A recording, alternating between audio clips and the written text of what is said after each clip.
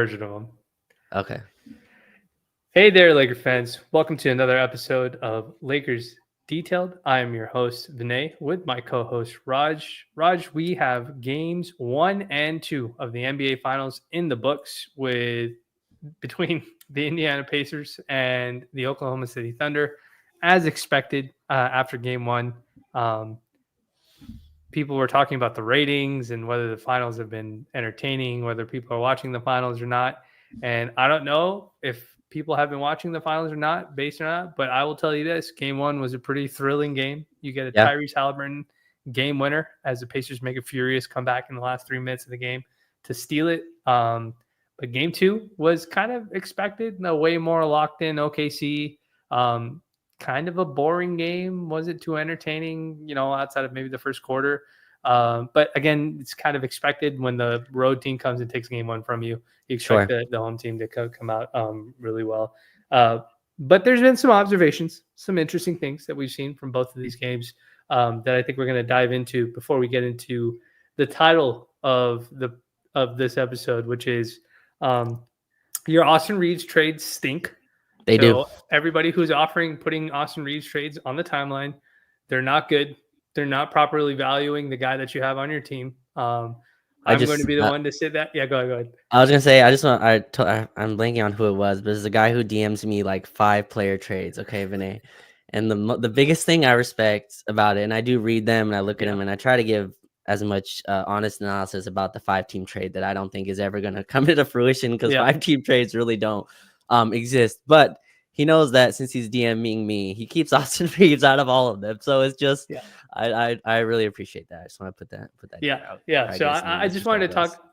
I wasn't going to talk, about specific trades. I'm not trying to point out people and their trades, but obviously we're going to discuss a little bit on a macro level. We've discussed this kind of, I think, in the last 2 episodes of the pod that we've done. We discussed it in the backcourt episode that we did about how you kind of properly evaluate Austin. And so that's one of the things that I wanted to, but I just want to kind of not rehash the same thing, but kind of discuss it more in depth. And yeah, so I just, the trades have just been really, really rough to watch, because there's a scale, Raj, and we'll talk about OKC. I just want to get this part off.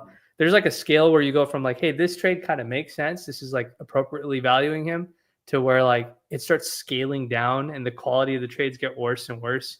And then I'm seeing trades like Austin Reaves for like Keon Ellis. And I'll be like, well, what are we doing here, guys? Like, well, why are we like, not that Keon Ellis is a bad player, but it's just like, I feel like we're the snowball's going in the wrong direction here. And so, we'll discuss all that different stuff. And then after that, I definitely want to discuss a very interesting thing that I think has come out from all of this, which is how JJ might evaluate the type of players that the Lakers might need. And I want to talk about basketball IQ in an in-depth level and a macro level. So we'll get to all that stuff, but let's talk about OKC Pacers. We get a great game 1, get a boring game 2, but you've had some observations about just kind of how these games have sort of played out and what the real, this hasn't been, Shea's been fantastic, but for the most part, everybody else has been kind of up and down. So talk to me about like what you've seen, like something that you've taken away from these 2 games as you've watched them.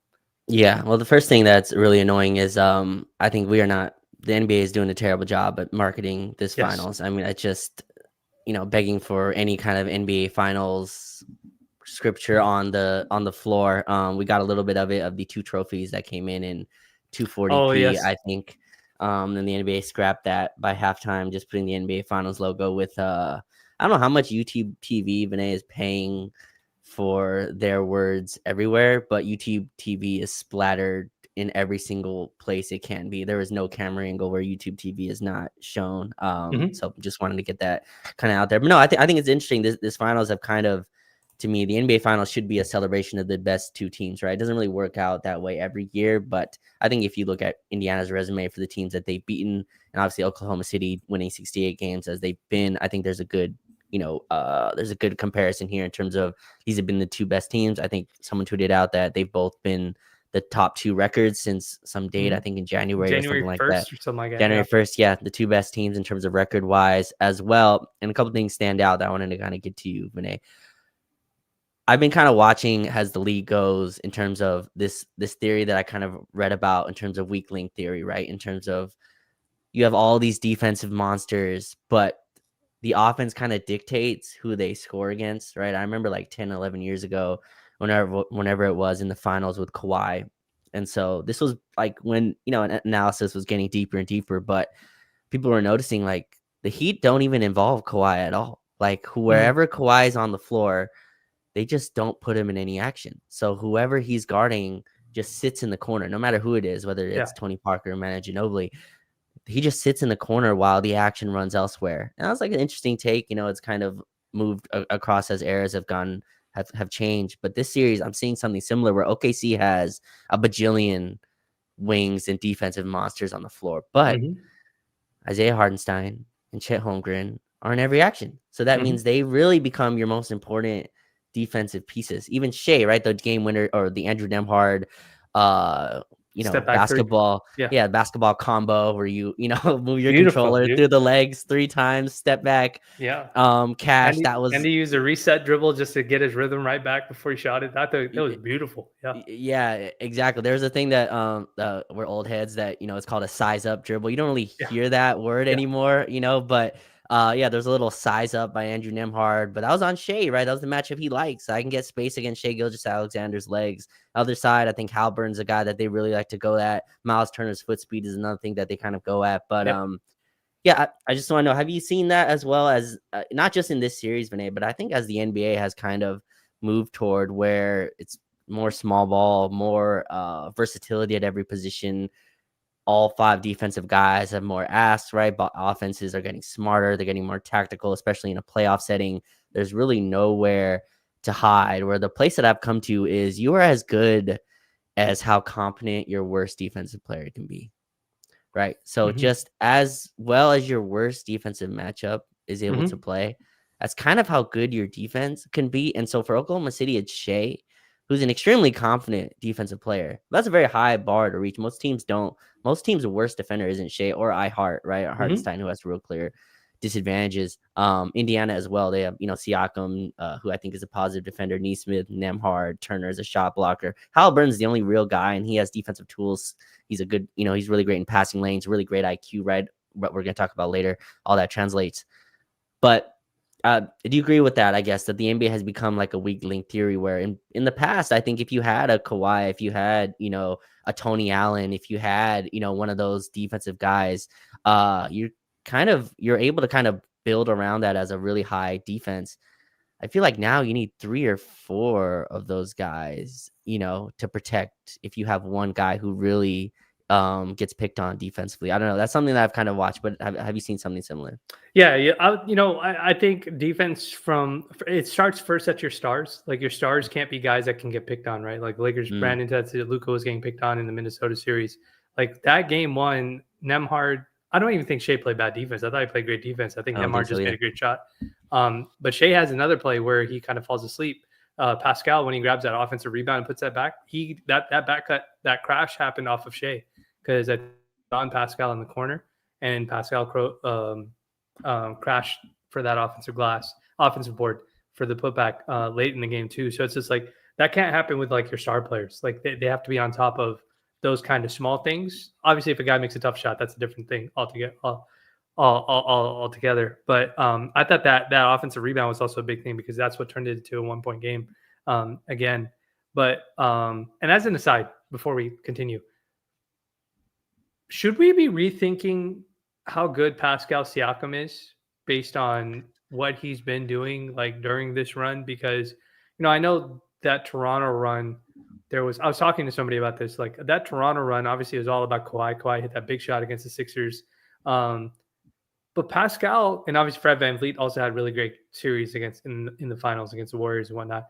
But Pascal's been like this guy who like probably a lot of people probably felt like $40 million a year is too much money for him because he's not like a clear all NBA number one player. Like he's not. You're not talking about him like a top 15 guy, but like he's like this steadying force. Like even today when they're down, when they go on a run, they're feeding him heavy looks at the free throw line and he's getting to the rim, getting layups, drawing and ones, that sort of thing. So I just thought to myself, I was just like, it's always interesting when you see a player leave a team and then go to another team, still kind of have the same exact role that they have. Alex Caruso. So this is the way we talk about him. Another example. And then you just see him continue to be successful. And you're like, oh, wait, maybe he was way more helpful in that first time around. And it wasn't just this one guy that did it. It's just something that popped in my head. I wonder if we should rethink. We're doing it with Caruso because people are like, wow, Caruso is amazing. But I think Pascal might be another guy that we have to be like, this guy might have actually been way better than we thought when he was actually in Toronto in helping them win a championship. Yeah, I think there's a lot of guys like that that are kind of they play so well that they're kind of they're just pushed ahead, right? They're like, okay, you're good as a number 3, let's see you as a number 2. Okay, you're good as a number 2, let's see you as a number 1. Mm-hmm. And I think Pascal kind of passed his level baseline where it's like, well, I'm not really like Pascal's probably not a guy that if he's the best player in your team, you're probably not winning much, right? Or if the gap between him and number 2 is so large that that's how you build your team, you're probably not going to be successful. And I think Toronto saw that and went, well, we don't think Pascal's in the Kawhi territory or the Tatum territory, right? But that's on Indiana to kind of find that out and, kind of evaluate talent correctly and be like, hey, this is an awesome dude. We don't get free agents here in Indiana. Pascal's on the trade market. The cost is, not very much. It was Bruce Brown and whatever it was, I think 3 first-round picks for a team that doesn't like to go through rebuilds anyway. No, I'm with you. I wasn't this high on Pascal. I think the Lakers were kind of in conversations. I don't remember what the trade kind of packages were for him, but I thought 40 million was high as well. I didn't really see him kind of continuing this on, but no, he's been awesome. And Vinay, he's so good that a 68 win team went, we got to change our starters. Like we can't match up with him. We got to bench Isaiah Hartenstein, which I was shocked at that. I still think that was the right decision. I think that was wrong timing. Like I think Dagenhall could have waited to at least make them prove that, your size is kind of negligent against their speed and versatility. But in any case, OKC does things in their own way and they really don't care how anyone else feels about it. So kind of respect that. But not with you. I think Siakam has been an absolute game changer and he's the reason Indiana's here, along with obviously Halliburton and the players they have. But yeah, I was trying to think what other players in the league are kind of this way. I could see Jaylen Brown going through a similar, you know what I mean? Like similar rise and fall and rise again, where like now with Tatum's injury, Brown's going to be kind of pushed into a number 1. Obviously, he has a finals MVP and all that. But in terms of just 82 game, Jaylen Brown's your number 1 guy. Might look ugly for a season.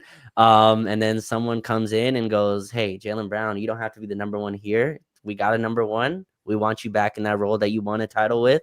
I think Aaron Gordon to a lighter case, right? Orlando, kind of pushed him up the marks. And Aaron Gordon was not a guy that can, that obviously can be your number 1, but a number 2 and number 3. Aaron Gordon's amazing. And I think Siakam's in that tier as well. Yeah. So it's just curious watching him play and still continue to be effective against a really good OKC defense, like you mentioned before. But to answer your question or your original question, like your question about like the weakest link, I feel like there's 2 types of NBA teams in the playoffs. There's a team that just is going to play their style of basketball and try and force you to play their style of basketball, which is kind of what OKC is. OKC plays a very specific style of basketball. And they can adjust if they're losing games or losing moments or series if they need to. But for the most part, they play their style of basketball. That's the one type of team. And then the other team is the one that's like super malleable. Like we're just going to adjust, which OKC is also one of those teams. Like we're going to adjust to whatever it is that you're doing and try to disrupt whatever you're doing by hunting the guys that you're trying to play. So like, for example, if you take the Lakers, for example, the Lakers would put guys like Braun or put guys like Luka on guys that are the non-scorers, the non-offensive threats. So then they can play free safety on the backside. They can help show in the gaps, help rebound, crash defensive glass because they know that their guy's not going to crash. But teams like Minnesota might exploit something like that. They say, oh, no, we're not going to allow you to hide this guy. Not hide him because hide is very negative because I don't think Braun or Luka would be like, no, I don't want to guard Anthony Edwards or whoever. Like they'll take that challenge if that's what's happening. But there are teams that'll try to hunt that matchup so they can disrupt whatever that rhythm is that you're trying to preserve for that player. So I think there is 2 different teams that do that. And I think what happens more often than not is more and more teams end up doing the second thing, which is, hey, we're basically stalemating each other this game. So now we really have to start picking on who your weakest link is on the floor. And in some cases, it's the star player. In some other cases, it's some guy, some role player that you're relying on. And I feel like more than ever, like you mentioned, you have to have more than one or two capable guys. Like you have to have maybe three, maybe four guys. And I'm not saying they all have to be types that like they're like all defensive guys but can't make a layup. Not that type, but certainly guys that teams aren't going to, when they go into the timeout, the coach isn't like writing your name, on the clipboard saying, go after this guy. Whoever gets the ball, you need to attack this specific player over and over again, that sort of thing. Yeah, no, for sure. I'm with that, and I think that's a very interesting kind of way the Lakers have to build. Before we get into like the Austin, just want to do 2 minutes, Vinay, on yes. I'm wondering, just again watching these two teams, and I think every team should be at home watching and kind of learning and studying. And I'm not saying our stars have to change the way they play. I'm just the two heads of these snakes when they are Shai Gilgeous-Alexander and Tyrese Halliburton, who hasn't really had to struggle in the first two games, but just in terms of the playoffs run, are there offenses anything where the Lakers should look at and go, okay, we got to kind of shift a little bit the way we do things, right? Because I think Shai Vinay gets thrown into this heliocentric basketball, and I don't know about you, I disagree. I don't think he's that type of player either. Yeah. He gets a lot of his stuff off movement, a lot in transition. Obviously, he's a mid-range maestro, which we both are have biases towards in terms of what we like. But in terms of the way that OKC runs offense, is not here's Shai 1-4 flat. You know what I mean? It's much more in motion. And Halliburton obviously doesn't do that at all, really. Obviously, he'll run his ball screens, and I think having a pick and pop with Turner helps. But just I'm watching those two teams play and just watching the Lakers series where it's a lot of, I'm not going to kind of pick on one guy, but it's a lot of where one player has the ball for 16 seconds of the clock. Yeah. Right. And it's like the defense is very focused and you become predictable in the way you play. And I think that's the main, it's not attacking a style. It's just, I think there's a predictability and a lack of versatility. So just any macro stuff you're seeing these two teams offensively that you think, all right, that's something the Lakers got to add to it, or it's important that the Lakers take from it. Just seeing these two teams and the way they've got here. It doesn't have to be from the finals, just their offensive run. Yeah, so I think the one thing that certainly the Pacers do really well, I think we've discussed this a little bit, like Tyrese Halliburton's like superpower. Like what is it? Like he's not a superstar in a traditional sense because he's not a guy who fills the stat sheet. He's not like a 30, 10, and 5 guy. Sure. He's capable of doing that in a game or so, but he's essentially, his superpower is his IQ. He makes reads really, really fast, and he identifies the advantages really, really fast. And I think that's something that the Lakers, they struggle with when the advantage isn't like super easy, right? So if it's not like a long outlet pass from Luka to somebody who's either wide open or Braun who's sealing off somebody after, like they've missed a long three or something like that, the Lakers don't create their advantages early. They don't play early in the shot clock either. Even if they generate turnovers or even if they get a defensive stop, they're not down the floor quick. Like the role players aren't down the floor quick. And our stars at times might not be down the floor quick. And that's one of the things that I think you can take away from both of these teams. Like Shai may get the ball early, but he's going early. He's identifying what side of the court he's got his isolation matchup for. His teammates are like, okay, he's taking the right side of the court, or I think he likes to go left on the left side of the court. He's going on the left side of the court. We're all vacating that side early in transition. We're not gonna run our lanes. We're gonna let Shai get that one side early and let him attack early, and then go crash the offensive glass or whatever if he has any issues. I feel like the Lakers don't do that. Not specifically what Shai does, but we don't identify what we want to do early. And that might change, obviously. Halfway through a season, you can't really dictate that sort of stuff if you don't have the personnel for it.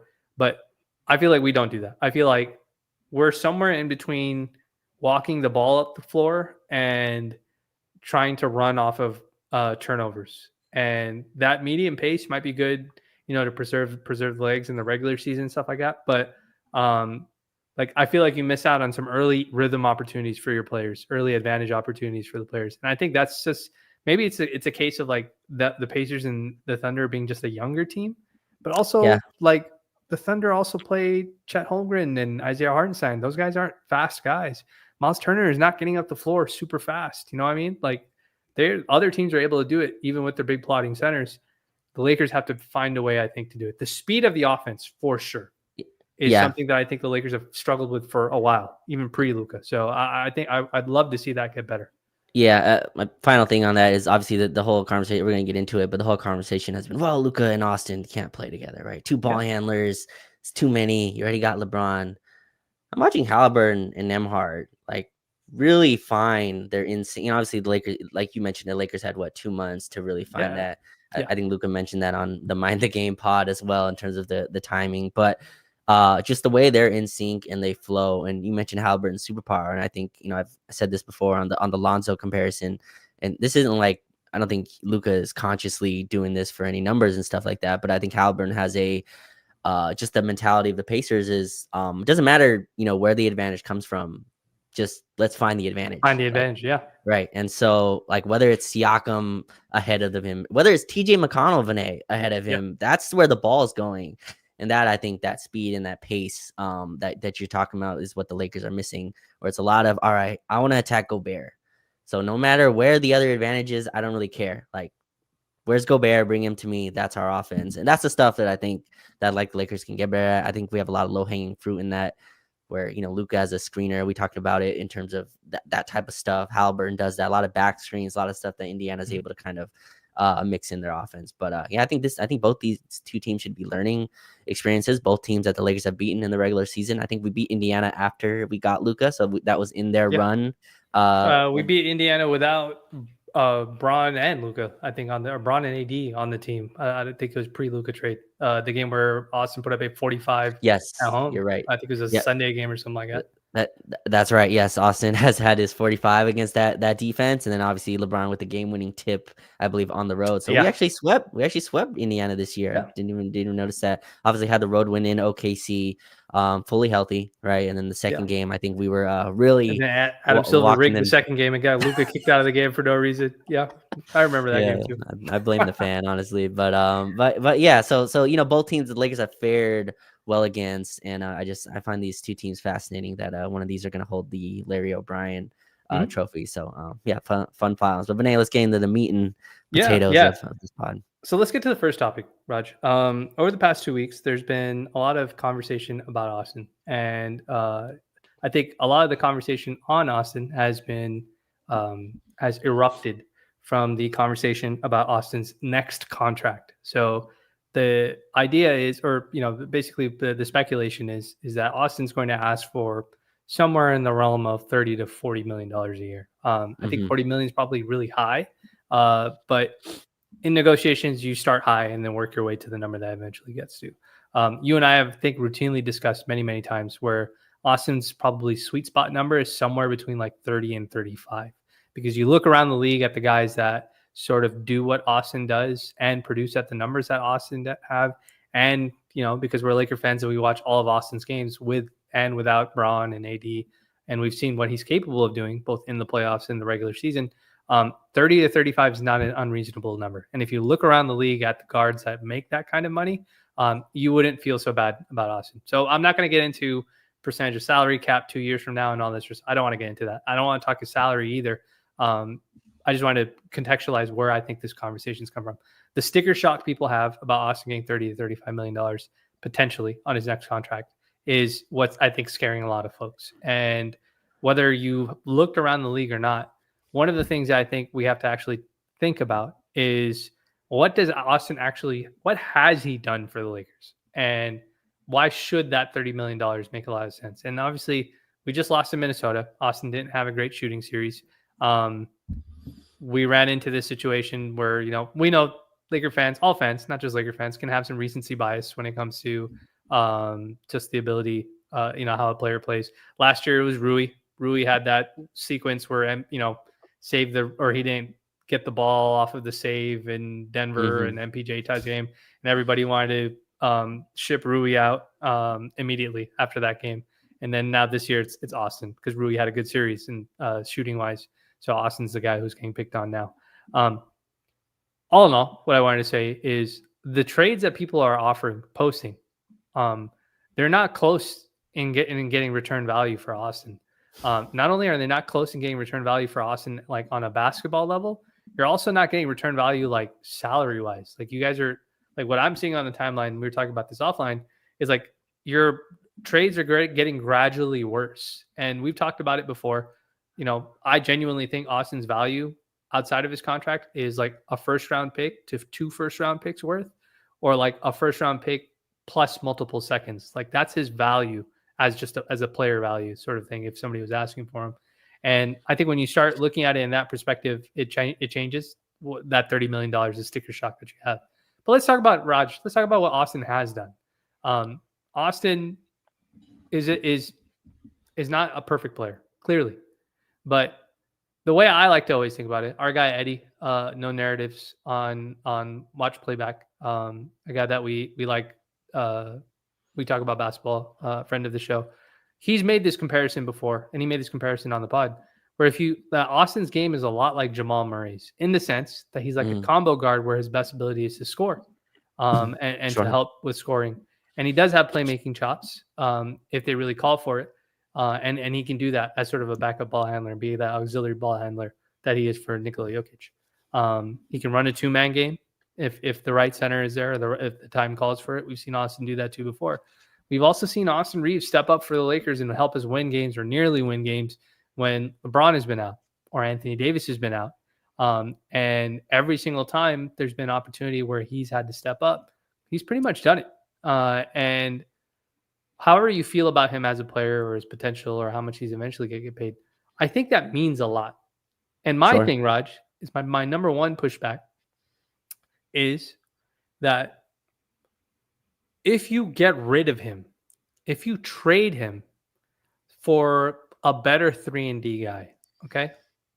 Aaron Nesmith, Andrew Wiggins, whatever guys people are Lakers Twitters pushing, how are you replacing that value? The 20 points a game potentially, the ability to step up for when LeBron or Luka or Anthony Davis at the time were out, the auxiliary playmaking. How are you replacing that with that same player? Because now you have to go and find multiple guys to do what he's doing. Because you trade Austin for a 3-and-D guy, now I got to go find a backup ball handler. Not only a backup ball handler, this guy's got to be able to score 20 too as well. Last time I checked, those guys aren't cheap to get to in the beginning. No. So talk to me about like how you evaluate him when it comes to these sort of things, in whichever direction you want to take it.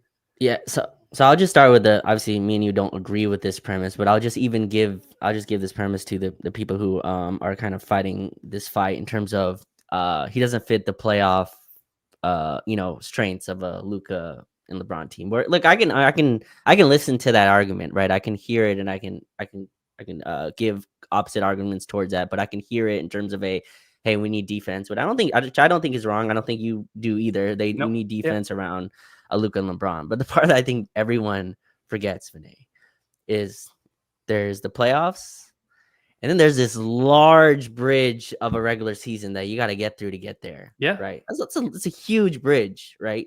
And so even to get to the postseason, there's a level of offense, there's a level of every nightness that you need. There's a level of playmaking that you mentioned. There's just a level of like Austin plays pretty much every game. I think last season was the first one where he kind of had a few injuries that stumbled him, but I think he still got to around 70 games if I have that correctly, or 68, whatever it was. Mm-hmm. There's a consistency that a 26-year-old can have, especially when one of your other stars is 40, going to be 41, whatever it is in December, right? Another star is Luka, who also has his way of missing time and these injuries that sometimes come up for him. I think that part is getting missed. Like, yes, if you want to build the perfect playoff team, would you love a 3-and-D guy next to Luka and LeBron? Of course. Like we'd all want that. Herb Jones is the name I'm seeing in the chat here for sure.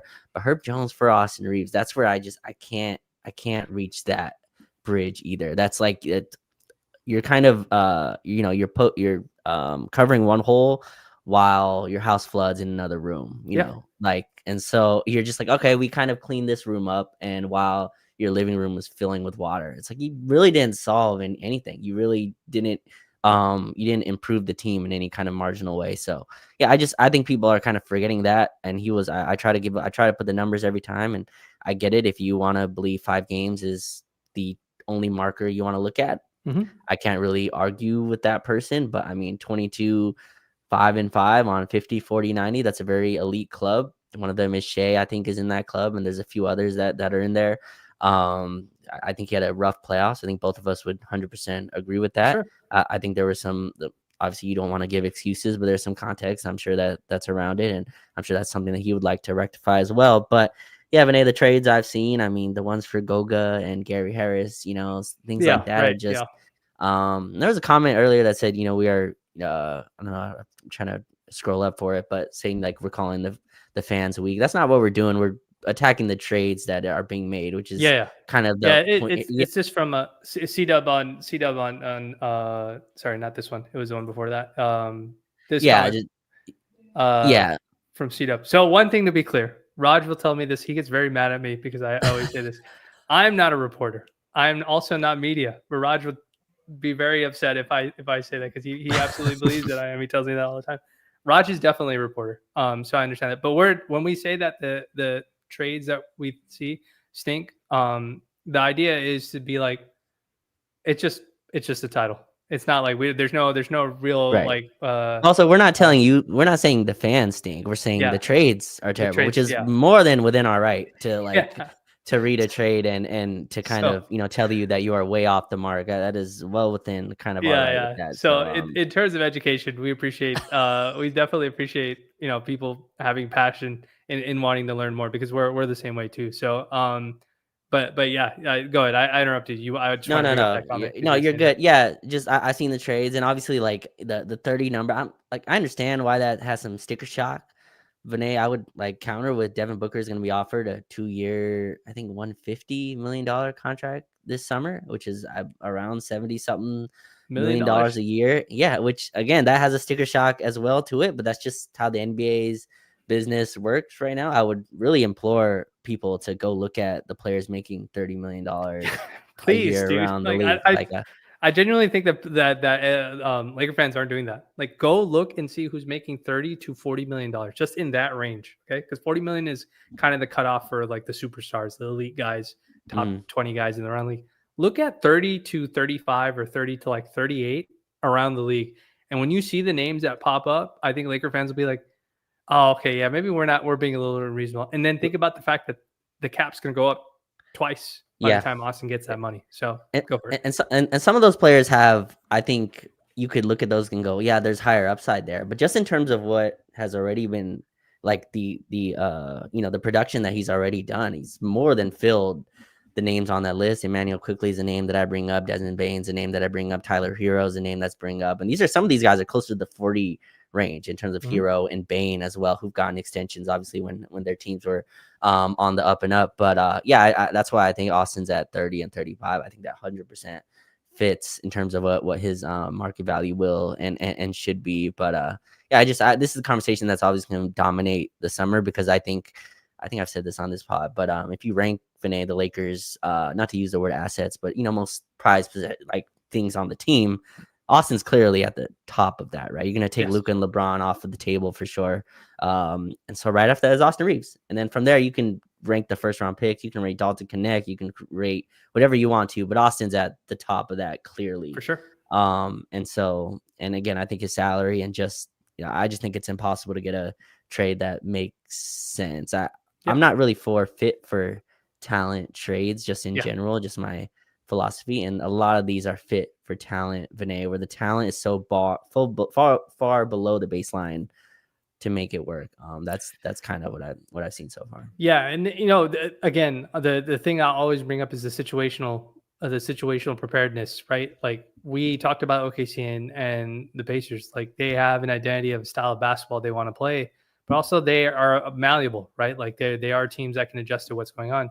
You trade Austin, you trade one of the offensive guys that is malleable for the Lakers team. And if you don't get back a guy like that, that becomes a problem, because now if in the regular season somebody gets hurt or has to miss games, you lose. You don't have that guy who has already played with the other. Like of the trio, Austin's played with both Luka and LeBron. So if Luka has to miss games, wouldn't you want a guy that's familiar with playing with LeBron and can help keep the offense at a high level? And so anyways, like I think when we think about stuff like this, it's always based on like, what have you done for me lately? And Sure. then the fans decide, we got to do this, we got to do that. And look, to be fair, there is this thing where people have said that defensively, the defensive baseline for the Lakers is not possible to get to a level that can be a contending level because of those three guys. And my counter to that has always been there are other teams in the league that do that. The Lakers are not exclusively a team that fields three guys. I think Braun is a plus defender, so I'm not going to even include Braun as a negative defender. I would say Austin and Luka, I would say, can be average defenders because the effort can be there. Like we've seen them put him in effort. It's more like at the end of games, Luka's gassed and he's just getting attacked over and over again. He's not even trying. Austin, the data is there. However you want to slice it up. Like Minnesota was not attacking Austin like at the end of games. Like they weren't. They were attacking Luka. Like honestly, that's what was happening. And we've also seen Austin do a good job on Jamal Murray in the series prior. So defensively, like we've seen him be willing to put in the effort to be the defensive guy to help the team try and win games. So my thing is, you can't trade a guy who's willing to do all that stuff unless there's a clear-cut guy that you're bringing back that can do all of that stuff better, or a group of guys that can do all of that stuff better. So I'm against that. Macro level, about his salary, not getting back enough value on his salary, not getting enough back basketball-wise. That we've discussed that already. That it's just impossible to do until he's actually compensated fairly for what he actually does on the court. Yeah. No, 100%. With Austin, I've never watched Austin play and go, man, he's not trying. Like I've never had that, like just even when he gets, sometimes he does get picked on defensively. That's just when you're an offensive player that has some success, teams decide that, all right, we're going to tire him out, right? That's just a game plan. We're going to pick him up full court. We're going to ball pressure and that stuff that he's I'm sure going to have to get better at. I thought Minnesota brought a level of physicality that since the rest of our roster doesn't really extend towards that, they were able to kind of really leverage against our guards. Again, that's something I think that the Lakers need to work on roster wise. But yeah, Austin's one of our leaders in taking charges, right? He's a guy that's more than willing to muck it up in the paint.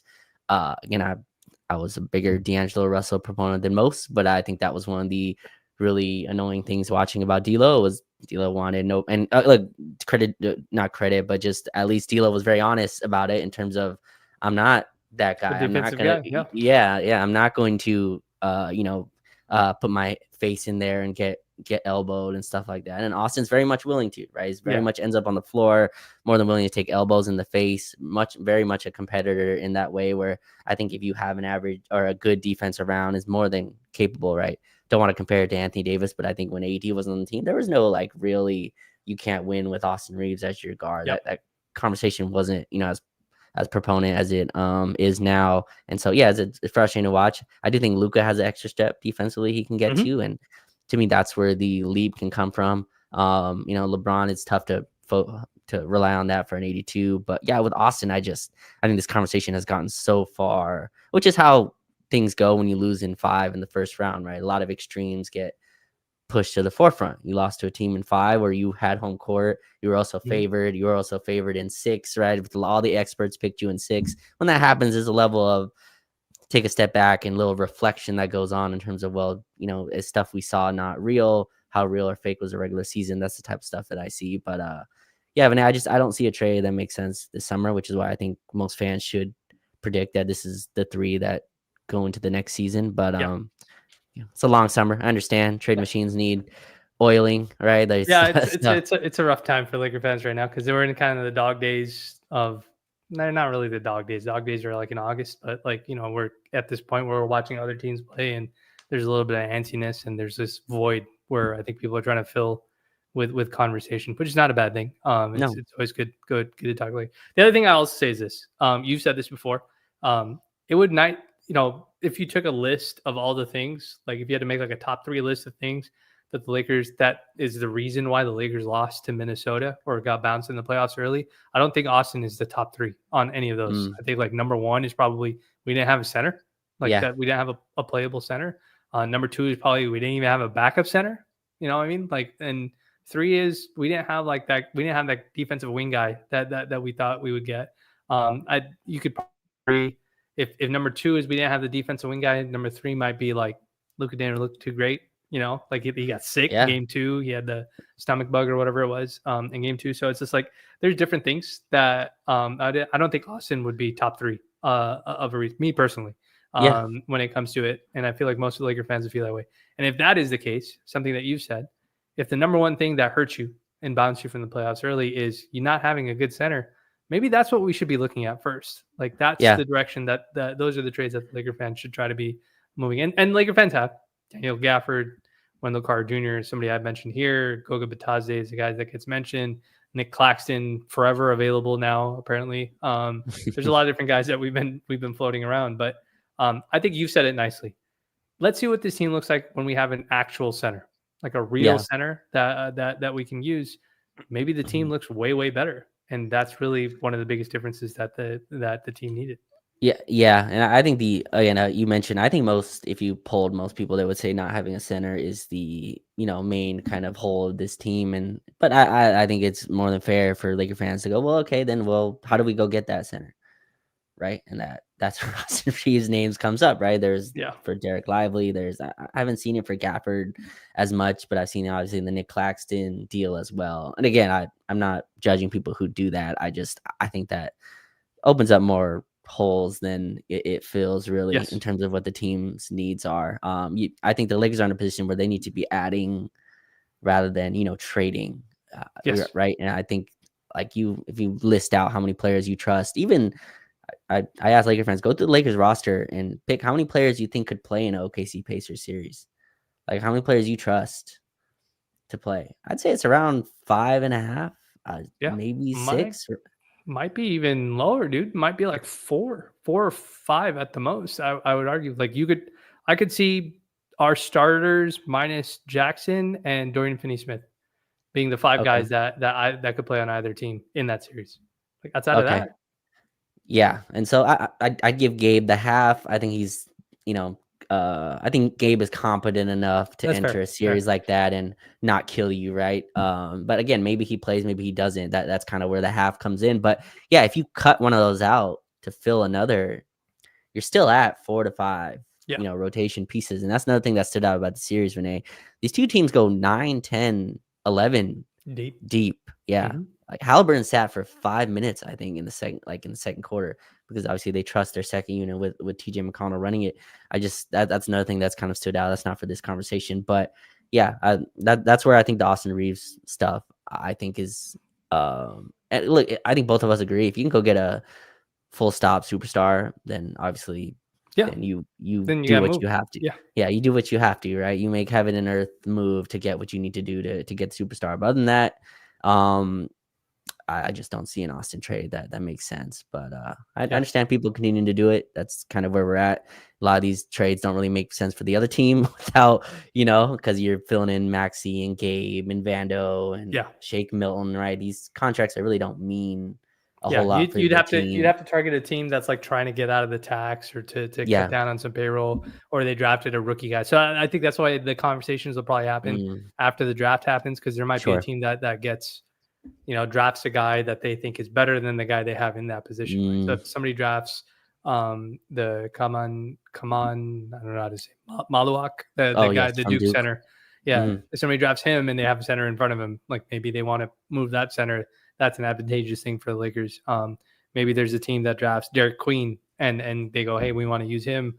There's a guy that we want to move. The Lakers can take advantage of there. So that's really the way that I would think of it. And I think NBA, my last thought on this, I think Laker fans are always very, and it's no fault of their own, but I think they're always ready to use their best chip, their best trade asset in making trades instead of trying their worst and thinking about the situation, not their worst, but like a lesser one, and seeing what the situation is with the other team and what they might be going into. So like sometimes, like when I proposed the Rui for Andrew Wiggins trade, it was because I know that I know some stuff about Miami asking about Rui behind the scenes. But one of the things I do know is Miami is a team that doesn't like paying luxury tax.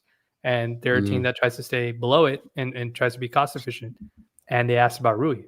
So why not see if Rui can get you Andrew Wiggins as opposed to Austin Reaves being the guy? Because I'm sure they would love that. Get a cheap roller player that they can cost control and negotiate with. But anyways, again, and we're not here to tell people not to post Austin Reaves trades, but they're getting a little stinky, in my personal opinion, in the direction that they're going in. But by all means, it's it's within everybody's right to try and find the right one. Yeah. Final thing on this, and I've reiterated this point many times on here, and I think you've kind of bring this up nicely, where there's a human element to everything in life, Yes. really, but basketball is also not that's also a part in basketball as well. Austin is an organizational win, like big win, and obviously a huge win for the Lakers, right? And I think Rui is to an extent too, which is why I think his name also gets floated in some deals that don't really match how the front office views him.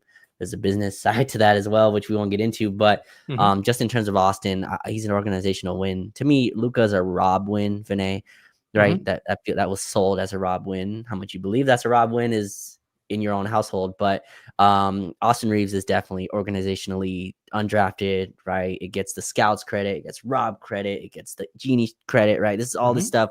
Caruso is playing in the NBA Finals right now. Like, you know how bad of a look it would be if Austin also left. You know that there's a lot of human stuff that also goes to where some of these trades don't take that into account at all. Like they're just, it's purely, well, this is a center and we need one and he rebounds, right? It's like Austin Reaves for Mitchell Robinson. I'm like, do you understanding what's going on here? Like that trade is never happening. So that's another part of it that I hope just people like keep in mind as well. There's a level. Austin's been here 5 years, man. Like, and you watched him like go through not only his struggles, but you watched him go through the adversity of being better than the guys on his roster while still being rostered with them, and like have to be patient and wait for his opportunity to come up. I will say this also, Raj. Both star players, LeBron and Luka, have mentioned Austin as like unprompted. Like nobody's asked him about Austin, and they've basically talked about Austin as if like, hey, don't forget about this guy. We have this guy too. Like this guy is also a very good player that's with us too as well. And Luka's done it. I think he's done it on Braun's pod, and Braun has done it on his pod too as well. So I think the star players are also very aware of what his value is. So I wouldn't be shocked that our organization also values them highly. Before we transition to the next thing, Raj, because I know we're right at 47 minutes, I have a very short rant because I saw this also pop up on Lakers Twitter. And I did tell the Discord I was going to say this. Not a rant, but just a very quick blurb. Chris Paul, a story about Chris Paul wanting to be back at LA to be close to his parents. So he's a free agent, right? He got a $10 million contract to play with the Spurs, which I don't know why the Spurs gave it to him because they had Stephon Castle. And I love that kid. Like I think Stephon Castle's really, really good. And I think he should be playing more. Rookie of the year. Yeah, now he's got De'Aaron Fox, and then now they traded for De'Aaron Fox, and now they have like another top 2 pick, 3 pick, whatever. With Chris Paul, some news came out that he wants to be close to his family. Apparently, he doesn't want to stop playing basketball yet. Chris Paul's also very old, so 40-year-old, and he'd like to be close to home in LA. Now that story came out, and it's very specific. He's probably talking about the Clippers or the Lakers, and I'm not saying that you're wrong for doing this, not you, Laker fans, wrong for doing this. But a lot of fans were like, hey, you know what? Chris Paul on a vet, man, he'd be pretty good for the Lakers. And I am vehemently against that. I am very, very against Chris Paul coming to the Lakers. One, because he's 40 and we need able bodies, right? Chris Paul is not 100%. One of those. Chris Paul is not one of those veterans that is going to come to a team and just sit at the end of the bench like Jared Dudley. Now, if he wants to do that, and he says, yo, I don't care. You don't even have to. You can DNP CD me like the whole season if you want. I just want to continue being around basketball. Then I'm cool with it. I have no problem. But I'm assuming if at the age of 39, he wanted to go to the Spurs, got a $10 million contract, and wasn't really willing to come off the bench because we never really saw him come off the bench for the Spurs. Like, I don't think he's trying to do that also in his last year. So my thing is we need somebody who's more able-bodied in that position. Respect to Chris Paul and his career. The detailers know how much I don't like him, but even from a basketball standpoint, he's been a great player. But for the Lakers, like we really need able bodies. Like I don't think I'm okay with allocating 15 to 20 minutes for a 40-year-old who's just going to kind of bring the ball up the floor and drill out. When you have Luka, when you have Austin, when you have LeBron, unless Bron's going to just be going down and posting up every single game like Anthony Davis was essentially doing, like, which I know he's not going to do. That's not his style of basketball. Like I'm just not with it. So I would implore Laker fans personally. My plea is we don't need Chris Paul. Let's go. Like there's guys that are off the street, dude. Like Dennis Smith Jr., a guy who's played with Luka, play well with Luka, plays defense, great athlete, can score also. Go get him. Go get me an able body. I don't want Chris Paul on my team. I don't think we'll play him in the playoffs either. So that's one of those things. Yeah. Chris Paul is nowhere near done playing. Vinay, he played all 82 last year. He played 28 minutes a game for the Spurs. Obviously, they had some injuries. Obviously, Wemby was out, I believe, after during the second half of the season. But it's a guy that's definitely not going anywhere in terms of sitting at the end of the bench. I'm with you. I think that if this was 5 years ago and he was on a minimum or whatever, I think it made a lot more sense. If I can't see Chris Paul on the Lakers now. Doesn't really make a lot of sense. Doesn't match up. He's a guy, again, I credit him. He had a really good year last year, 37% from three. It was very helpful with the Spurs. I think he also was one of the leaders in terms of clutch time or whatever, like still at his age. So there's a level of helpfulness there. Seeing the comments, Dark Galaxy is asking, wouldn't Chris Paul be better than Gabe Vincent for 10 to 15 minutes? My answer would be no. I think Gabe Vincent is actually, now Gabe Vincent had a bad playoffs too. But yeah, I don't think Chris Paul is coming to the Lakers, and I don't think he would help. I think, again, adding a 40-year-old, as you mentioned, to a team that already has a 40-year-old, that already has, Luka, who has a similar sense of in terms of being managed through a regular season. But yeah, obviously I'm higher on Chris Paul, just as a fan wise, in terms of just him as a player. But yeah, he's probably past the point. But yeah, we'll always remember the 40 minutes Chris Paul was a Laker. Those were great times. I talked a lot of crap. Young Raj talked a lot of crap during those 40 minutes. That was upended. But yeah, it's too late. But good luck. To your point, I mean, I was funny because when that report came out, I didn't like instantly think Lakers and Clippers. I thought, maybe there's another team around here, maybe a return to the Suns or something. Like, he said he wants to be just something closer to LA. Somebody closer to LA. Doesn't have to be straight LA. But I can see the Clippers just going Harden, Chris Paul, one more year. Like, why not get through a regular season? I could 100% see the Clippers open up the door, trying to really get into that nostalgia. Chris Paul entering the new Clippers building, right, that they opened up last year. And honestly, Chris Paul started it. I believe his joining of Blake Griffin really pushed the Clippers into a place. City. Yeah, Lob City was part of that. So but good luck to Chris Paul wherever he goes. I'd shocked if it was here. Yeah, I mean, my favorite Chris Paul memory is him getting socked up by Rajon Rondo when they were on our team. So that's about all I care about. But yeah, I'm good with that. Best of luck to him where he goes. I hope he's not with the Lakers. That's my own thing. Sure. Okay. Sure. So let's get to this other topic, Raj. We can go over it quickly. It doesn't have to be too intensive, but we've been talking about player archetypes, which was very cool. The Lakers Review, one of the Twitter accounts, he was posting some snippets from Tim McMahon's book. It was something that I thought was really cool. He posted a quote from Tim McMahon's book that when Luka thinks about basketball, he's not looking at names. He looks at like archetypes of players. He looks at skills of players instead of names to see what fits better. And I thought that was really great. Because I think that's the way we evaluate basketball. So I think that's a really cool way. It's cool to hear your star player say that he evaluates basketball in that way. And the Lakers have been notorious for chasing names at times, even when the fit isn't necessarily great. And so one of the things I want to talk about, which is something you and I have talked about in the chat, which we'll now talk about openly here, is how much JJ Redick actually values IQ when it comes to looking for players. And one of the things that's been sort of interesting for me to watch or one of the feelings that I do have, is that he does actually place some priority in regards to, is this guy smart enough to do? Now, smart enough to play basketball. Now, ability matters more than anything. Doesn't matter how smart you are. Doesn't make up for the ability to shoot really well, finish really well, jump really high, move your feet defensively really well. You still have to be able to do that. So I don't think he prioritizes IQ over the ability. But I think when he finds guys that are in the archetype that hit on the abilities, the technical abilities that he likes, he does use IQ to differentiate those players. So if there's player A and player B, let's use our own example. If he has Dorian Finney-Smith and Rui Hachimura, he's looking at both of those guys in the role that he wants them to play. And he says, can these guys play defensively in the role that I want them to play? And if both of them can, then I think the thing that he uses to differentiate which one is better is the IQ, right? And so I wanted to present this idea to you. I think there's two ways to split IQ, okay, in basketball.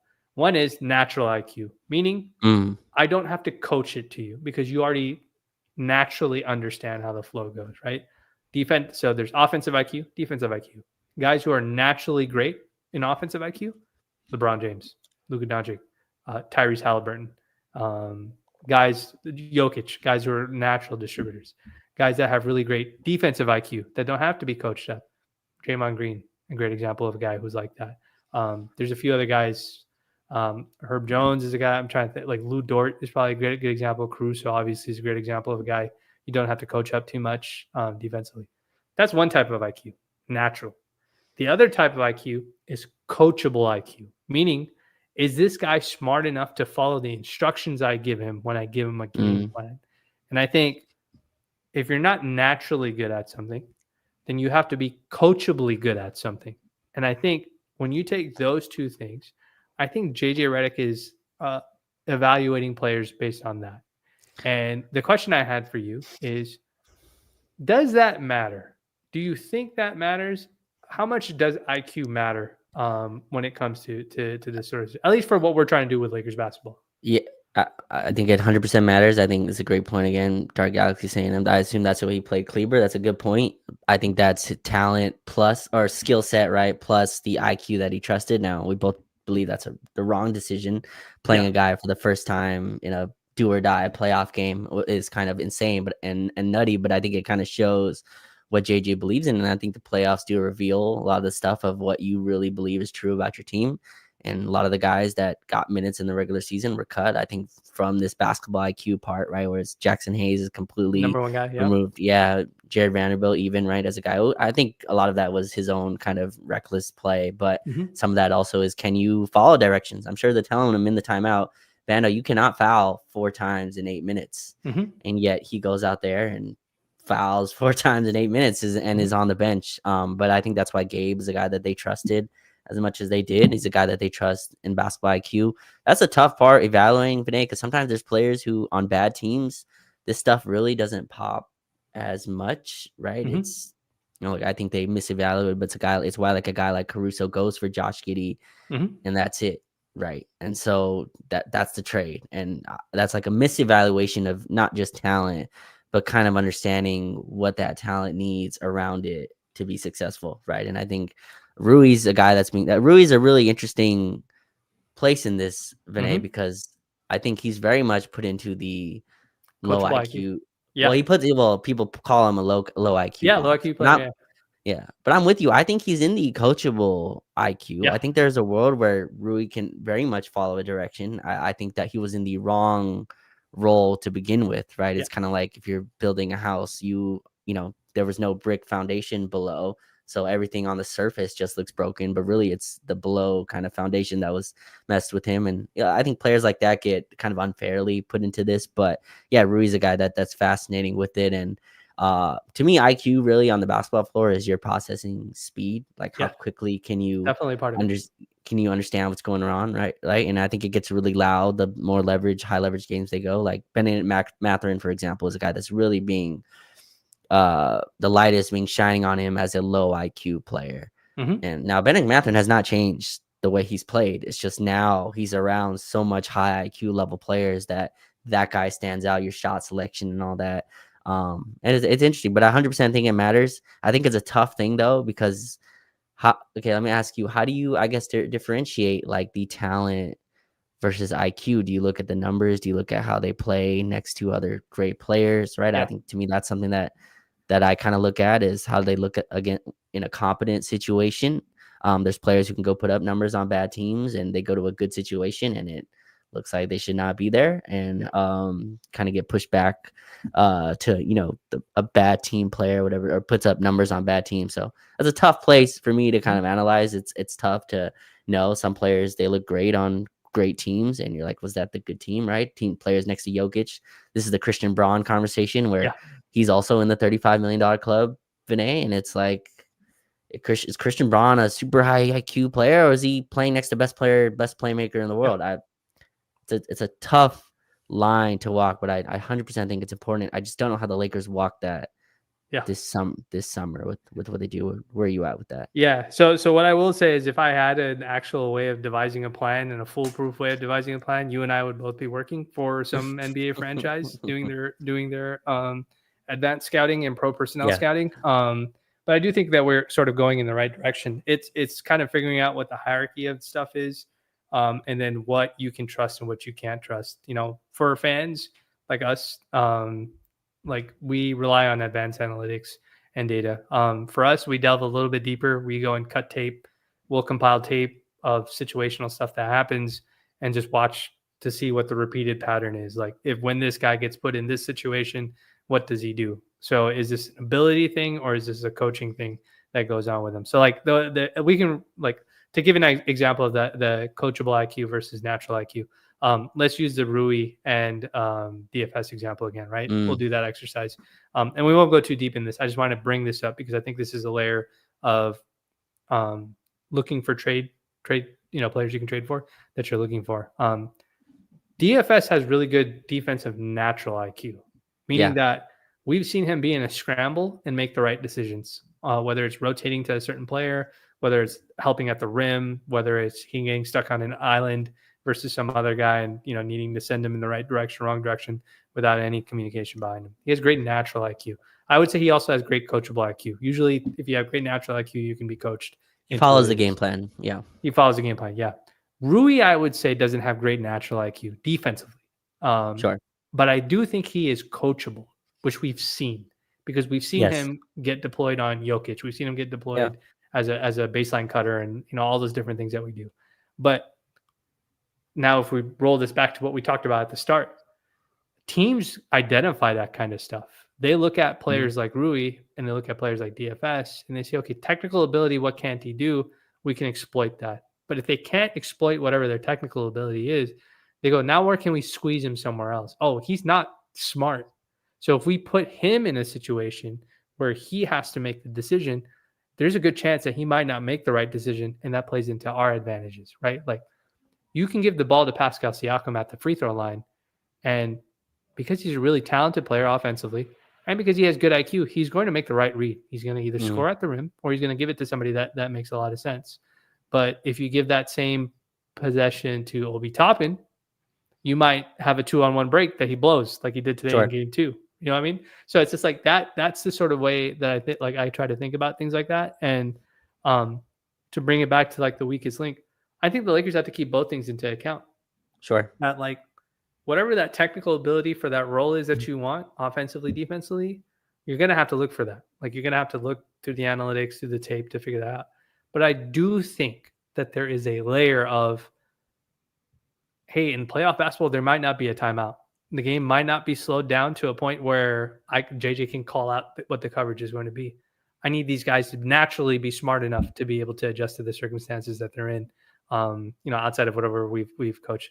I think that's going to be really important. And I think that's something that Laker fans and JJ, he considers heavily.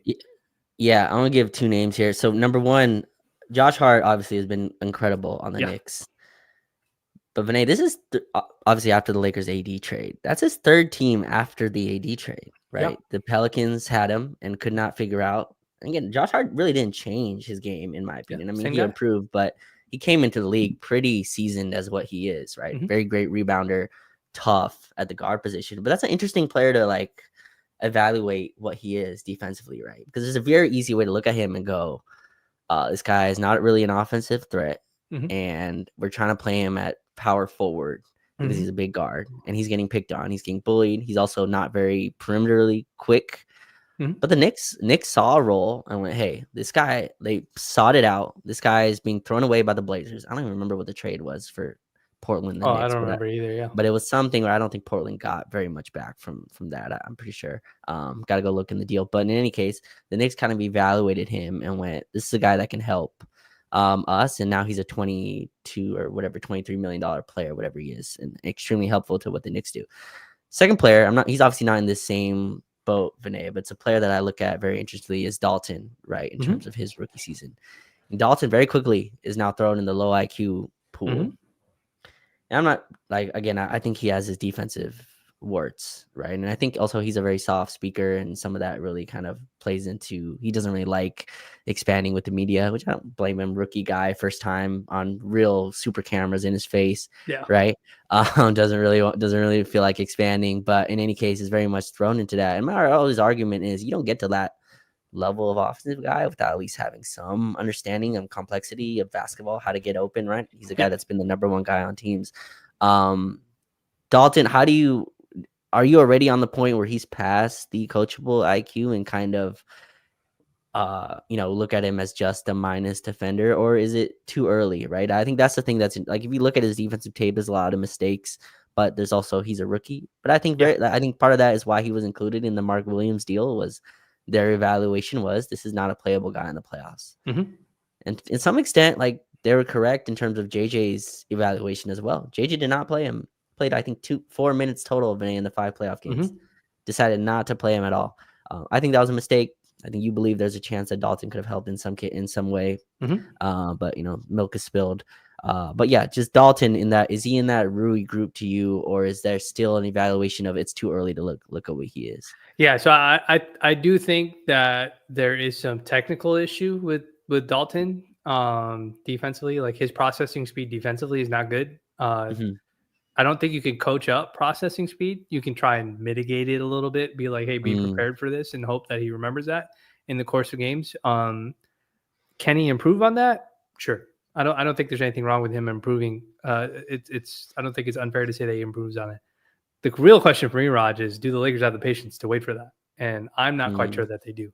And obviously, like we've said this multiple times, once the Luka trade happened, the calculus to everything has changed now. Sure. Like, the value, Dalton's value, like a lot of people have said, Dalton's like the perfect, stand, catch and shoot 3-point shooter kind of guy that you want next to Luka. And I agree with people. Like, he really is, but he also has to be really, really good defensively at his position, because those are also the type of guys that you have to have.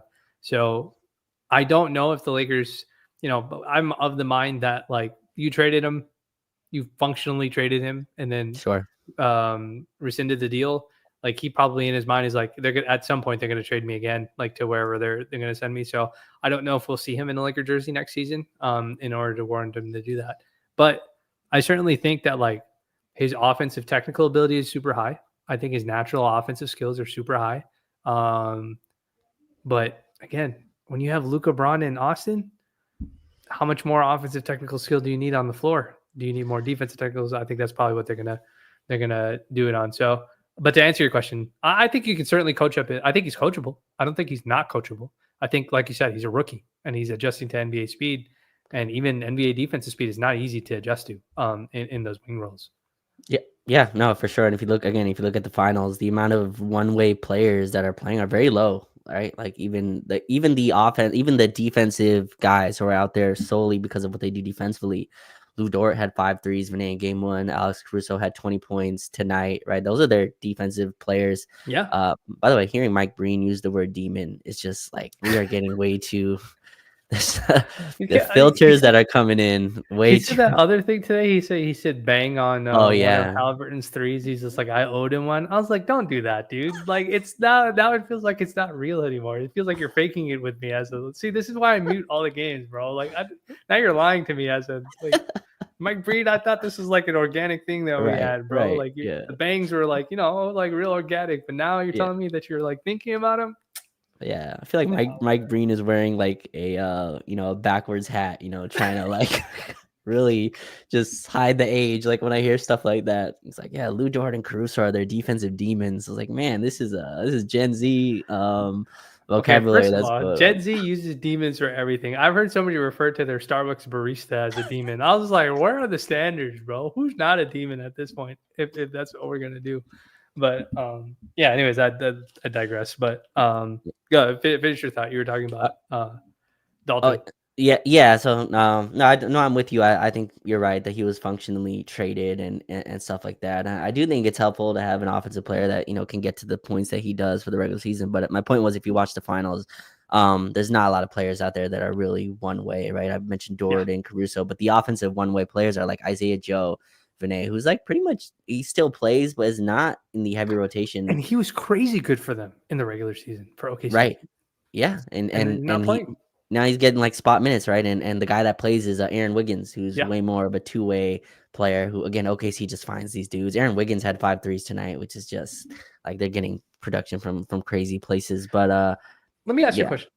Should we be looking at guys who are really, really good defense, not really, really good defense, like let's say above average defensively, and then just hope that they get hot?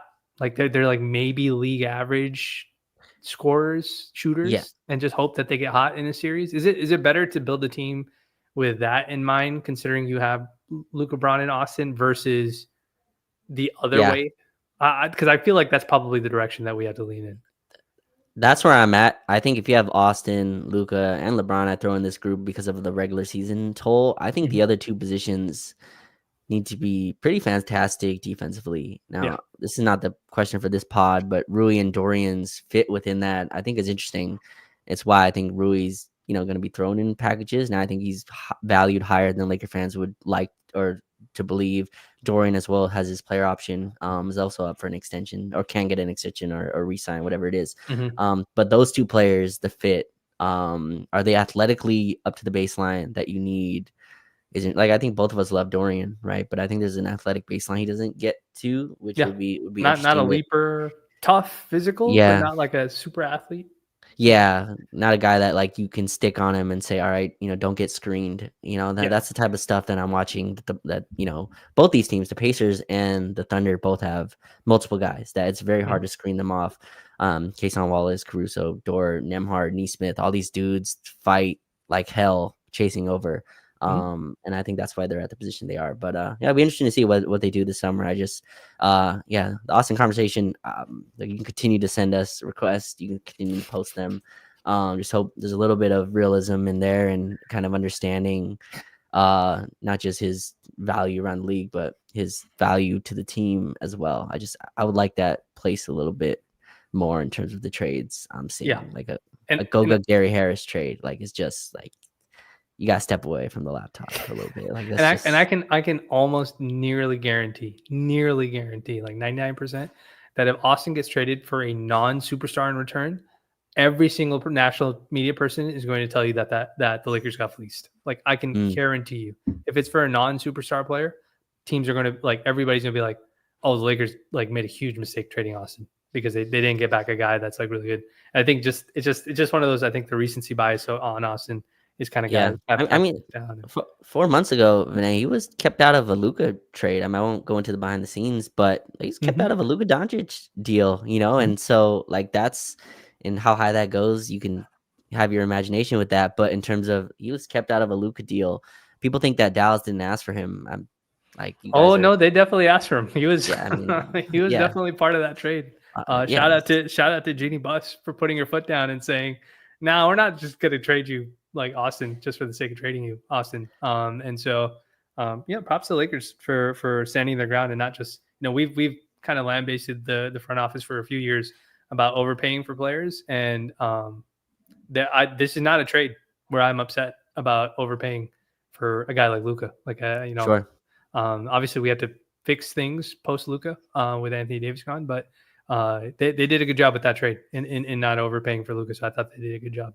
But yeah, Dallas definitely asked for Austin. They just didn't get him. As any organization would. I mean, that's just if I'm giving you Luka Doncic, I need to show that I'm doing the right thing, and Austin obviously is a part of that. But it's well, Raj. The finals are tied 1-1. We are about 21 days away from finding out, unless he decides to do it earlier. 21 days from finding out whether LeBron's going to opt in, extend, opt out, take a 1+1, leave the Lakers, retire. Who knows? It's up to him to decide what he wants to do. And I think that is, you and I have both said multiple times where nothing is really going to happen with the Lakers until we know what LeBron is doing. If he's playing for 2 more years, 1 more year, whatever he decides to do. And so I think everybody can continue to mock up stuff, and we do it too, have discussions and all that sort of stuff. But really, I think that's going to be the main thing that we're going to be waiting on to see have happen. And then from there, I think that's when we'll start hearing about the draft and who the Lakers might be interested in trying to trade for. Maybe they're trying to trade into the draft or trade for players. Look at teams, like I mentioned, that draft a guy who they already have in that position, but they like the guy that they're going to draft more, and maybe they'll trade the existing player on their roster away, and Lakers can take some advantages there. But as always, folks, we hope that you've been having a wonderful week. We hope that you've had a wonderful weekend. And whenever you listen to this, I'll get this up on Apple and Spotify, as always. We hope you have a wonderful time. And whenever you hear this, you're having a wonderful day or evening. And if nothing else, we'll catch you in the next one. Take it easy. Peace.